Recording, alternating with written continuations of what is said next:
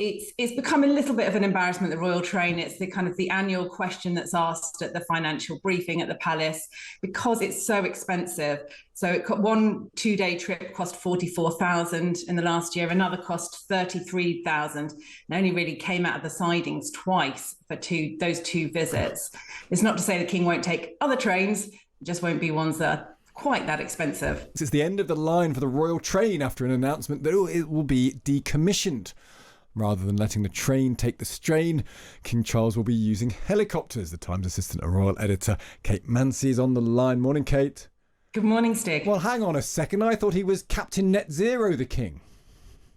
Well, it does sound bad, doesn't it, when you think he's going to stop taking the royal train, but he's leasing 2 new helicopters.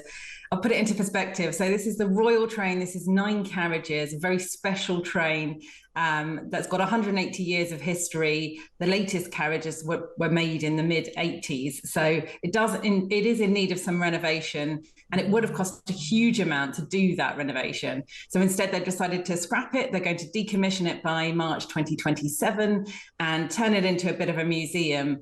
Now, it's become a little bit of an embarrassment, the royal train. It's the annual question that's asked at the financial briefing at the palace because it's so expensive.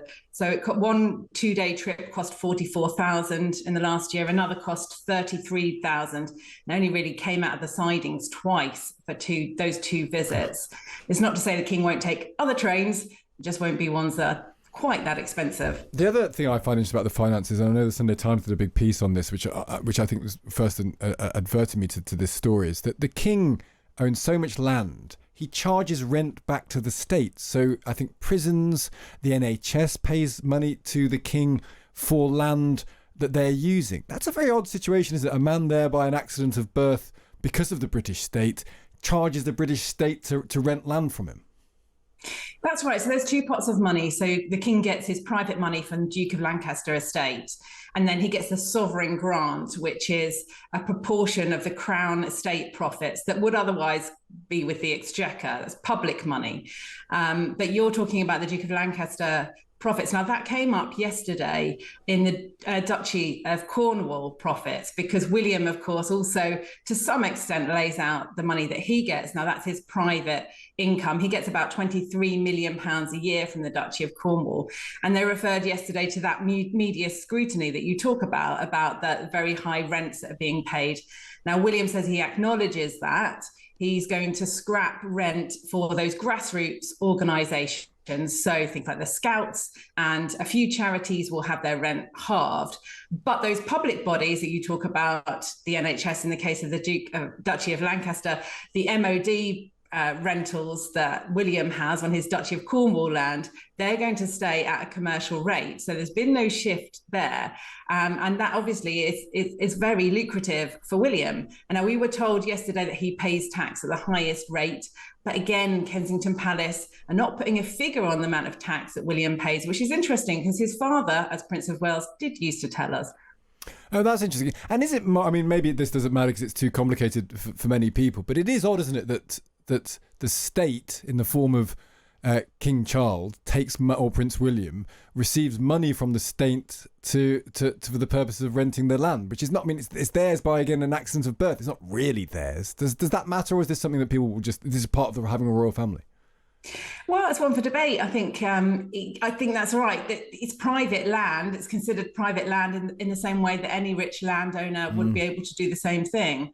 But of course, it's there to provide an income for the heir to the throne. And people might think that £23 million is a very large income for when Charles was Prince of Wales. He was also supporting William and Kate and their family. But of course, William's just got a young family, so it's quite a lot of money to play with each year. They're not doing too bad, are they, Kate? That's the main thing out of this. No, they're not down to their last few millions. And actually, there's going to be a big boost next year. So they get 86.3 million from the public purse for the royal household per year for all their work. And that's going to have an even bigger uplift for the next 2 years. That's going to go up to 132.1 million. That's a 91 million pound pay rise over the next 2 years. And that money, they say, is going to finish off the work that's being done at Buckingham Palace. We've got 2 more years of that big building project still to go. It's nice work if you can get it, being a member of the royal family. Kate, great to speak to you. Thanks. That's Kate Mansey, the royal editor. I like this one, P.S. Give the royal train to Trump. He would love that. I mean, if you just said to Trump, we're giving you the gift of this royal train, you can imagine how excited he'd be about it. Yes. If you haven't seen it, there are some pictures in the paper today of the inside of the royal train. It really is quite special. You can have a look in the Times or thetimes.com.